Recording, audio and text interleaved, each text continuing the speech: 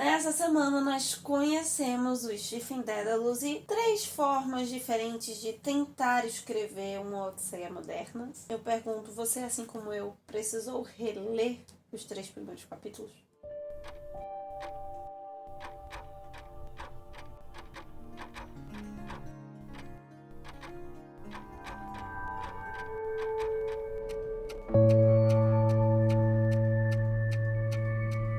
O que temos para hoje, Sanchas e Dulcineias? Eu sou a Larissa Bertolino, você está no canal Uma Garota Quixotesca, onde nós tratamos de literatura e especificamente no primeiro episódio da nossa jornada de leitura conjunta do Ulisses, do James Joyce. Tivemos alguns problemas de logística esse final de semana, algumas outras questões, e foi um pouco complicado a gravar e editar a tempo esse vídeo, por isso que ele está saindo fora do horário, algo que eu já estava com certa dificuldade. Antes de voltar à jornada, quando estavam só 2 vídeos por semana, tentar com que o cronograma não se atropele. É isso, conversamos, nós lemos essa semana, então, Telêmaco, Nestor e Proteu. Conhecemos o Stephen Dedalus, o Leopold Bloom não apareceu, pelo que tudo indica, ele aparecerá justamente no capítulo da próxima semana. Na próxima semana nós leremos Calypso e Lotófagos, então acaba nessas 2 primeiras semanas acúmulos, nas outras serão sempre um capítulo por semana. E nós já começamos com o monólogo de interior, todo esse início. Nós estamos descobrindo Dublin, descobrindo a torre, descobrindo vários outros lugares pela mente, pela cabecinha do Stephen Dedalus. Essa voz do monólogo junto com a voz do narrador, que às vezes se degladeiam ali com quem está se expressando, e a gente fica sem entender um pouco quem é, o que talvez tenha gerado essa necessidade de uma releitura por essa diversidade de técnica narrativa. Eu senti mais esse impacto dessa mudança de narrativa do Proteu pro Nestor, né, do segundo para o terceiro capítulo, e não tanto assim do Telêmaco para o Nestor, que foi do primeiro para o segundo capítulo. Eu vou sempre estar me referindo à tabela do Gilbert, mais que eu não queira me prender a ela, mas são algumas coisas bem simbólicas mesmo, como ele destrincha a cor ou as cores para o primeiro capítulo, né, para o Telêmaco, são branco e dourado. E realmente tem muito disso. Expressa uma ideia de idade dourada, de pureza, ou talvez as cores que culturalmente representem mais cultura greco-latina. Isso tem um impacto do que é referenciado nesse primeiro capítulo. Dourado e o branco como a cor da arte, como a cor da cultura, a cor da literatura. Ao mesmo tempo tão entrelaçado com o banal do dia a dia. Nós conhecemos o Stephen e o Buck, que moram ali na torre, são amigos. O Buck é bem mais extrovertido, o Stephen Dedalus é bem mais introvertido. Eu achei muito interessante que exatamente a primeira palavra do livro, ele começa dizendo solene, o roliço Buck Mulligan surgiu no alto da escada, portando uma vasilha de espuma em que cruzados repousavam espelho e navalha. Mesmo se tratando do Buck, ele está, na verdade, satirizando o comportamento do Stephen. Com esse seu jeito expansivo, com esse seu jeito extrovertido, né? Satirizando, ridicularizando essa solenidade, essa arrogância até que o Stephen possui. Ainda que tenha essa voz do narrador, é pela voz, especialmente do Stephen, que nós teremos muitas referências literárias, culturais, diversas formas. Nesses primeiros capítulos apareceram ou referências ou citações de Assim Falava Zaratustra, do Nietzsche, várias questões sobre psicanálise, né? Freud estava bombando nessa época. A própria Bíblia, mais especificamente aqui, o livro de Gênesis, a história de Noé, mas várias referências ao livro bíblico, à estrutura bíblica. Eles vão ovacionar o Oscar Wilde, é algo muito interessante para se pensar nisso como um marco modernista. O grande autor modernista irlandês antes do James Joyce, no rápido momento que ele aparece aqui, é literalmente sendo louvado. E já de cara citando não só o Hamlet referenciando, mas já colocando algo muito importante, tanto para o que poderia ser considerado esse simbolismo no nome Telêmaco, não? Telêmaco, o filho do Odisseu, o filho do Ulisses. Tem muito essa relação terna, um dos motivos para a psicanálise estar aqui dentro. Mas ele vai citar a frase Hamlet, avô do Shakespeare. Algo que a gente tem isso muito claro aqui né? O Ian Watt apresenta essa citação aqui dentro. É algo muito forte no Quixote e no Hamlet, apesar do Hamlet não aparecer nesse texto, mas é algo que está presente no Quixote e no Hamlet. Esse ponto da obra ser maior que o seu artista e ao mesmo tempo o artista está ali dentro. Na verdade, o artista como criação dessa arte. Algo que esse Ulisses que vai estar aqui, de certa forma, é. Então, poderá ser o avô, talvez, de James Joyce. Não é o Ulisses da Odisseia, mas é esse livro em si. Já em Nestor, nós temos a estrutura do catecismo pessoal, e realmente vai ficar muito forte, até mesmo na forma, especialmente na estrutura, como isso é simbolizado, porque nós estaremos dentro da aula do Stephen Dedalus, né, a sua turma ali.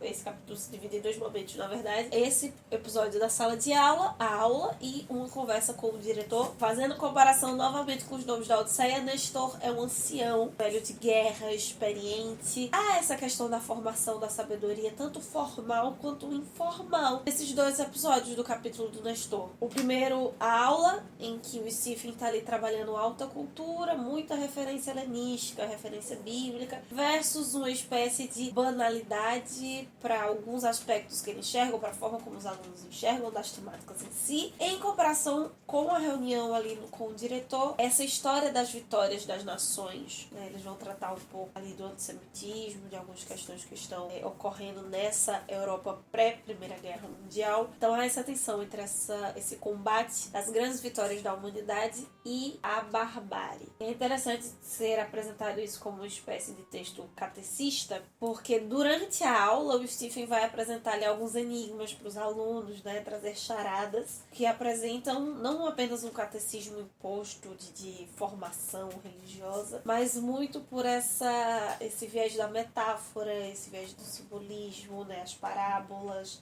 as comparações, as fábulas, que ainda que elas não estejam literais aqui, mas há um quê nesse texto. Não sei se a leitura de vocês ficou perceptível isso, mas para mim na segunda leitura ficou como essas conversas elas vão sendo sempre simbólicas. As primeiras são mais diretas lá no Telêmaco, não tem muito duplo sentido, não tem muito da metáfora. Há essa diferença, né, entre estes dois capítulos, entre o valor conotativo e o peso do valor denotativo. Nas minhas anotações eu até escrevi assim, junto da charada, como um lugar do insólito. Na página 138 ele vai falar já sobre a lealdade de Helena, quando ele começa a falar sobre a cultura latina, helenística. E pensar que aqui na frente nós vamos ter o capítulo Penélope, que é falando já sobre a Molly. E mesmo que ele não fale isso, pode ser uma inferência minha durante a leitura, por já saber algumas coisas que tem, né, que há nesse livro, mas ficou um pouco esse indicativo. Mesmo Bloom não estando nesse momento, mas quando ele trata de Helena, de saúde, tem algo aqui. Ele não tá falando só da literatura, ele não tá falando apenas da cultura latina.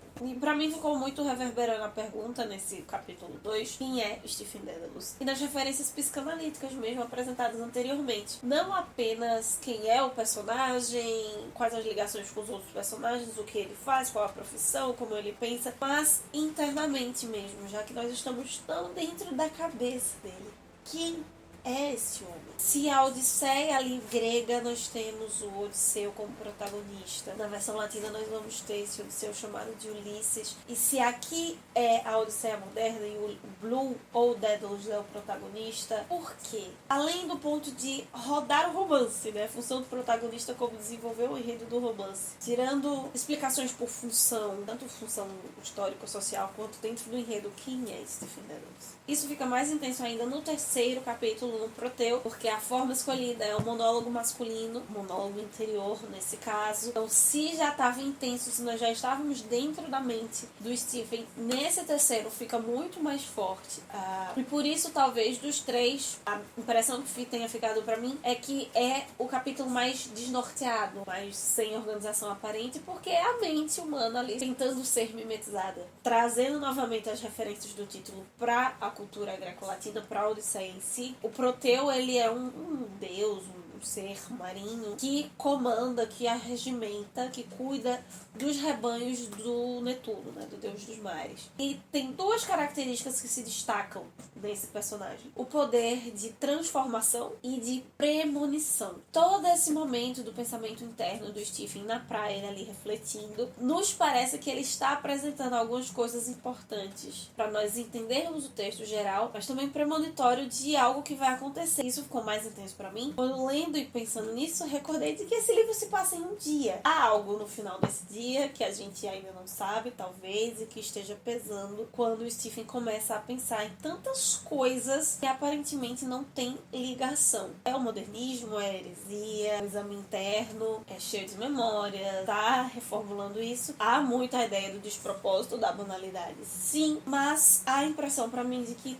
tem algo por trás. Esse terceiro momento também é bem mais cheio de neologismos do que nos dois primeiros. Parece que o Joyce brinca mais com o limite da representação nesse caso. Sabe aquela ideia do chocar, né, dos modernistas lá com o Peter Giles querer chocar, McKitt Neal, ele vai escandalizar. Nós não tivemos ainda muitos, por exemplo, palavras baixo calão, coisas do gênero, que sim, é algo. Essa obra foi considerada obscena. Mas nesse momento da praia existem alguns pontos que até então não eram representados, e quando eram, talvez no naturalismo, não dessa forma. São, no caso, um cachorro morrendo, o Stephen urinando, e o momento em que ele limpa o nariz. O olhar que é colocado sobre esses momentos, sobre essas cenas, e como elas... Coloca-se ali um aparente foco maior, e é como se esse foco maior intensificasse ainda mais como essa atitude é banal. Traz um peso sobre a forma, né? Sobre o porquê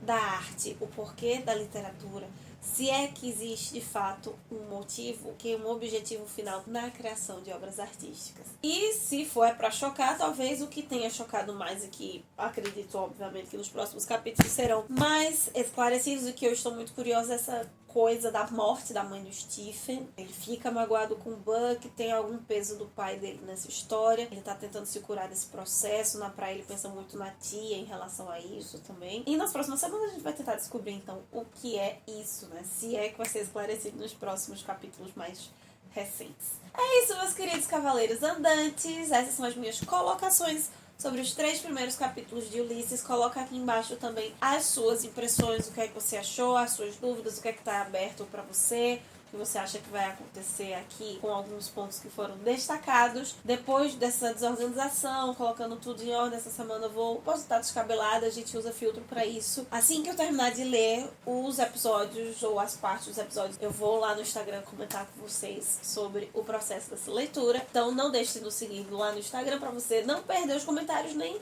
deixar de colocar, de compartilhar os seus também, que possamos sair da biblioteca e ver muito além dos manhãs de bem. Valeu!